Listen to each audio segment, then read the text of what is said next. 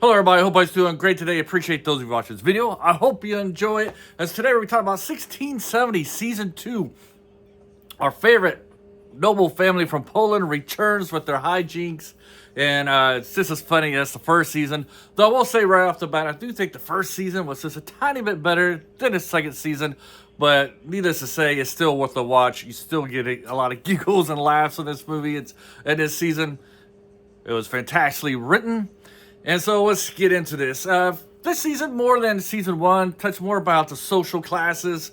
I mean, sure, you got this in season 1 between the nobles and the peasants. But this one, we even get a little bit more social classes in the rankings of the noble class themselves. So not only do we get the distinction between how the nobles live, the peasants, but now we get our noble family, and then you get the higher noble families. So you get those rankings. And just like before, our good old father here in this noble family is trying to improve his family's social ability here, their social class. And right off the bat, episode 1, they go down to Turkey, and he already gets himself in some trouble as there's some negotiations going on between two groups of people, between some Polish and some Turkish people. And then they're having problems because they can't communicate. Nobody knows the language to translate. So he volunteers himself to be the translator, even though he has no idea how to speak this foreign language. And that's basically, this episode 1's kind of like the testing ground. This is what you're going to get yourselves into. The funniest thing I found in episode 1, I'm not going to go by episode because I binge watched all these. I don't want to get the episodes messed up, but I do remember episode 1 pretty well enough. But I really liked episode 1. The funny part was they go down there to Turkey and somebody asks them, how long did it take you to get down here? Like, oh, it took us 3 weeks. Like, how long are you staying? They said, oh, a week. So, for a 1 week stay, it took them 3 weeks to travel down there. And then, of course, the person kind of breaks the fourth wall and stares right at the camera. Like, you got to be kidding me. It's just like, the audience is thinking. So you got this stuff. Later, right off the bat, this guy is willing to do anything to help his family climb up the social ladder. And basically, it gets him in trouble a lot during this season.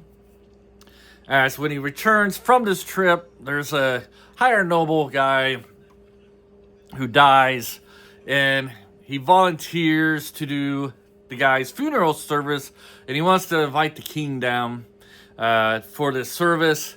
It turns out for him to run and be in charge of it, it's going to cost him like a boatload of money, more money than they got. But, he's so wanting to be like the head honcho dog, rise up in the class, that he volunteers unknowingly because our guy, let's face it, he's not the smartest, not the sharpest tool in the shed, per se. And leading up to that, it's quite hilarious because the guy's wife who died kind of is attracted to one of his sons. And she's like, I'm not going to make you guys do this because she likes the son. And she knows that it will bankrupt him. But of course, our father here, the good old leader of this family, offends her. And so now she's willing to make them suffer for offending her. So they got to erase this money to goes to this gambling place and end up winning all the money, only for him to lose it. Just great stuff. And in the process, our lead peasant dude here, the blacksmith who loves the daughter, he's willing to sell him off, put him on the wager of this gambling thing. So it just shows, that these people, the peasants, really don't mean anything to the noble people. Not only does the show have talk about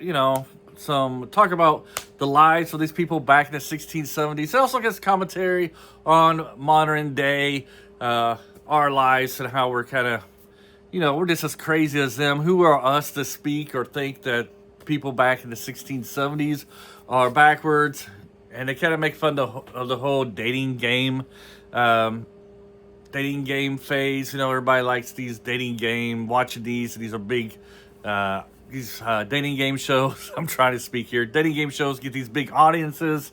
And in this case, you know, when they have this uncle or relative is very rich, but he can't get himself a girl, get himself a wife despite being really wealthy. So they do this dating game for him to get these three contestants, you know, three daughters of their family to kind of win his love per se. And so they kind of make fun of that phase. You got your witches in the forest.